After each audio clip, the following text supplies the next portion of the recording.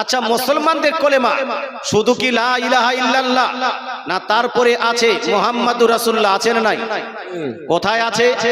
বাগদাদি কায়দায় আছে, বুখারী শরীফে আছে, সহিহ মুসলিম শরীফে আছে, তিরমিজি শরীফে আছে, জালালাইন শরীফে আছে, তাফসীর ইবনে কাসিরে আছে, আল মুহাল্লা বিল আসারে আছে, মুসান্নাফ ইবনে আবি শাইবার মধ্যে আছে। কি? মুসলমানদের কলেমা হলো লা ইলাহা ইল্লাল্লাহ মুহাম্মাদুর রাসূলুল্লাহ। জোরে বলেন সাল্লাল্লাহু তাআলা আলাইহি ওয়াসাল্লাম। আমি আলোচনা করছিলাম যে মুসলমানদের কলেমা লা ইলাহা ইল্লাল্লাহ মুহাম্মাদুর রাসূলুল্লাহ, এই কলেমার প্রমাণ আছে, কিন্তু মুসলমান ভাবতে অবাক লাগে, নিজেকে মুসলিম বলে দাবি করে, নিজেকে মুসলমানদের নেতা বলে দাবি করে, মুসলমানের বিশেষজ্ঞ আলিম বলে দাবি করে, আহলে হাদিস বলে দাবি করে। তা সত্ত্বেও বাংলাদেশের বহু মৌলবী, বহু আলিম, বহু বক্তা বলতে শুরু করেছে মুসলমানদের কলেমা লা ইলাহা ইল্লাল্লাহ মুহাম্মাদুর রাসূলুল্লাহ নয়, বরং শুধু মুসলমানদের কলেমা হলো লা ইলাহা ইল্লাল্লাহ। এতটুকু মুসলমানদের কলেমা। মুহাম্মাদুর রাসূলুল্লাহ মুসলমানদের কলেমা নয়। এক বক্তার নাম আব্দুর রাজ্জাক বিন ইউসুফ, এ বলছে 6 মাস খোঁজাখুঁজি করেছি, 6 মাস খোঁজাখুঁজি করার পরে লা ইলাহা ইল্লাল্লাহ তো পেয়েছি, মুহাম্মাদুর রাসূলুল্লাহ পাইনি, তার মানে মুহাম্মাদুর রাসূলুল্লাহ যোগ করা যাবে না। আরেক বক্তা আছে আকরামুজ্জামান নাম, এ বলছে লা ইলাহা ইল্লাল্লাহর পাশাপাশি মুহাম্মাদুর রাসূলুল্লাহ যদি লিপিবদ্ধ করা হয়, এই কাজটা করলে শিরিক হবে। জোরে বলেন নাউজুবিল্লাহ। আচ্ছা, শিরিক করা যাবে? একটু হানা বলুন না বাপ। শিরিক করা যাবে? শিরিক করলে কেউ মুসলমান থাকবে? সারা পৃথিবীতে মানুষ যতগুলো গুনাহ করে, এই গুনাহ সমূহের মধ্যে সব থেকে বড় গুনাহ, সব থেকে ভয়ঙ্কর গুনাহ হলো শিরিক করা।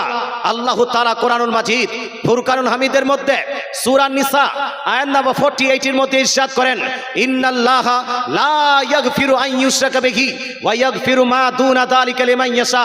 নিশ্চয়ই আল্লাহ তাআলা শিরিক করার গুনাহ কোনদিন মাফ করবেন না, কখনো মাফ করবেন না।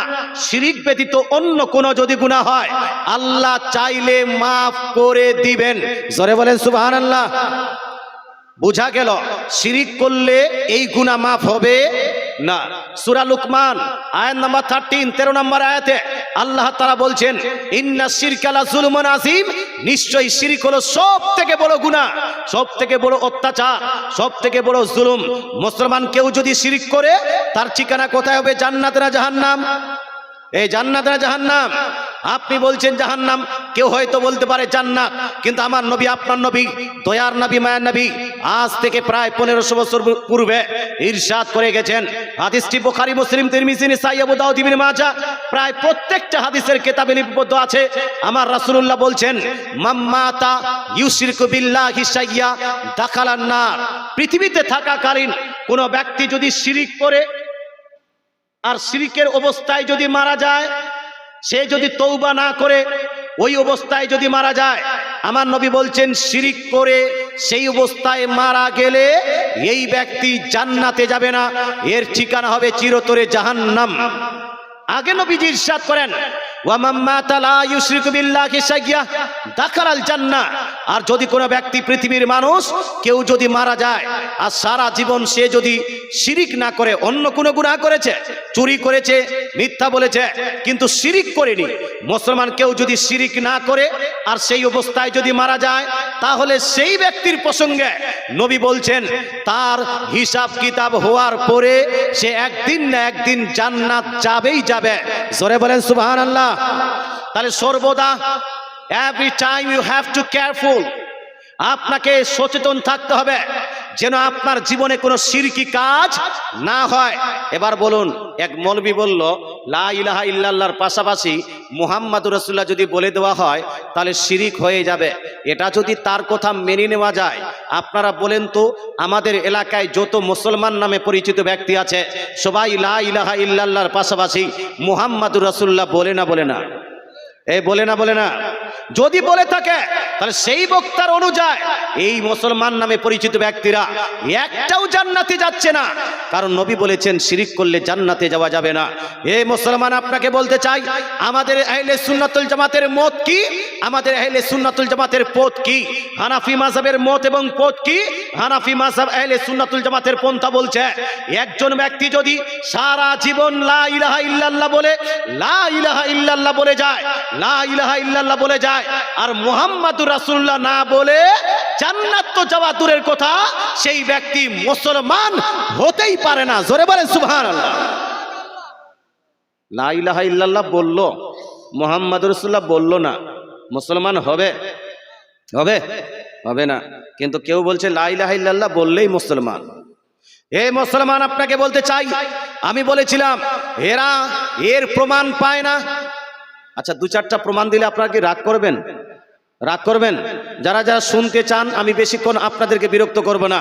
আমার মোটামুটি 10-15 মিনিট হয়ে গেল, আর হয়তো 15-20 মিনিট থাকবো, তারপর আপনারাও চলে যাবেন, আমিও চলে যাব বহরমপুরে, কালকে স্কুল করতে হবে। সম্মানিত মুসলিম সমাজ, আমি আলোচনা করছিলাম সারা পৃথিবীতে অনেকগুলো ফেরকা আছে। আমার নবী, আপনার নবী, দয়ার নবী, মায়ের নবী আজ থেকে প্রায় 1500 বছর পূর্বে ইরশাদ করেছেন। নবীজি সাল্লাল্লাহু তাআলা আলাইহি ওয়াসাল্লাম বলেন, এই হাদিসটি সুনান আবু দাউদের মধ্যে 2 জায়গায়, সুনান তিরমিজির মধ্যে এই হাদিসটি এক জায়গায় লিপিবদ্ধ আছে। নবীজি বলছেন, তাফতারিকু উম্মতি আলা 73 ফিরকা, মাই উম্মাহ will be divided into 73 groups। আমার উম্মতি 73টি ফিরকায় বিভক্ত হবে। কয়টা ফিরকা? বলুন না, কয়টা ফিরকা? এই ডিভিশনটা আমি করছি না, এই পার্থক্যটা আমি করছি না। মুসলমান নবী গায়েব জানেন, নবী গায়েবের সংবাদদাতা। আপনারা মানেন না নবীকে গায়েবের সংবাদদাতা? মানেন কি মানেন না? হে মুসলমান, আমাকে মানুষ মাস্টার বলছে, ইনাকে মানুষ এখন প্রফেসর সাহেব বলছে, যেহেতু ইনি কলেজে পড়াচ্ছেন প্রফেসর সাহেব, আমি স্কুলে পড়াচ্ছি আমাকে মাস্টার সাহেব, ইনাকে মাস্তান সাহেব, ইনাকে হয়তো মৌলভী সাহেব, উনাকে আলিম সাহেব, উনাকে পণ্ডিত সাহেব, উনাকে আপনার কি বলছে ডক্টর সাহেব, বলে না বলে না? আচ্ছা, এই প্রফেসর সাহেবের মধ্যে যদি জ্ঞান না থাকে তো এই প্রফেসর হতে পারবে? হানা বলুন না বাবা। আপনার মধ্যে, আমার মধ্যে যদি নলেজ না থাকে, জ্ঞান না থাকে, আমি কি মাস্টার হতে পারবো? আপনার মধ্যে যদি মেডিকেল সায়েন্সের জ্ঞান না থাকে, আপনি কি ডক্টর হতে পারবেন? ফিলোসফির জ্ঞান না হলে ফিলোসফার হতে পারবেন? সায়েন্সের জ্ঞান না থাকলে সায়েন্টিস্ট হতে পারবেন? তো উনার কাছে ওই যোগ্যতা আছে বলে উনাকে প্রফেসর বলা হয়। আমার কাছে নলেজ আছে বলে আমাকে মাস্টার বলা হচ্ছে। কারো কাছে মেডিকেল সায়েন্সের জ্ঞান আছে বলে তাকে আপনি ডক্টর বলছেন, কারো কাছে ফিলোসফির জ্ঞান আছে বলে তাকে আপনি ফিলোসফার বলছেন। কিন্তু মুসলমান, আমি জিজ্ঞেস করতে চাই আপনাকে, উনাকে নলেজ কে দিয়েছেন? আমাকে জ্ঞান কে দিয়েছেন?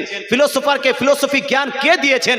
একজন ডাক্তারকে মেডিকেল সায়েন্সের জ্ঞান কে দিয়েছেন? ভাই, এই জোরে বলেন না, কে দিয়েছেন? জোরে বলতে হবে, কে দিয়েছেন? আচ্ছা, আল্লাহ তাআলা যদি না দিতেন, জ্ঞান যদি না দিতেন, কেউ প্রফেসর হতে পারে? কাউকে যদি জ্ঞান না দেন ডক্টর হতে পারবে?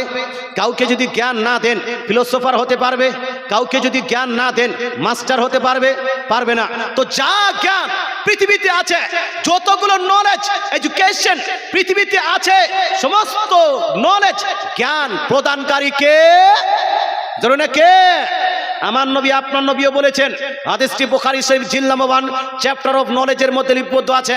নবীজি বলছেন, আল্লাহু ইউতি ওয়া আনা কাসিম, আল্লাহ হলেন জ্ঞান দেনেওয়ালা আর আমি হলাম জ্ঞান বন্টনকারী। জোরে বলেন সুবহানাল্লাহ।